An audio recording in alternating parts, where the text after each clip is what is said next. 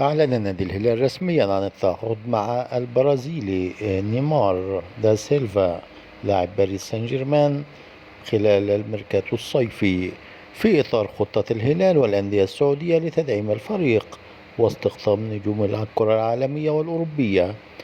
وحرص نيمار على ارتداء التيشيرت الأزرق بجانب رفع لافتات كتب عليها بالعربية الهلال عز، في صفقة مدوية بلغت حوالي 400 مليون يورو. ونجح الهلال في الحصول على خدمات نيمار دا سيلفا لاعب باريس سان جيرمان على أن يتقاضى اللاعب حوالي 200 مليون يورو في الموسم الواحد. وقع نيمار دا سيلفا على عقد لمدة موسمين مع الهلال قادما من باريس سان جيرمان.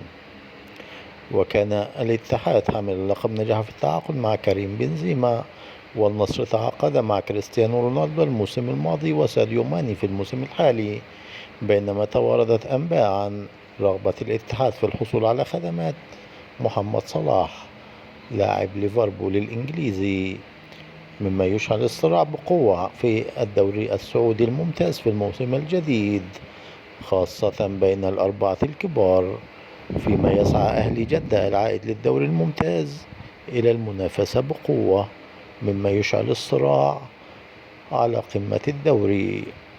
أعزائي المشاهدين، لا تنسوا دعمنا باللايك والشير والاشتراك في القناة. تابعونا، والسلام عليكم ورحمة الله.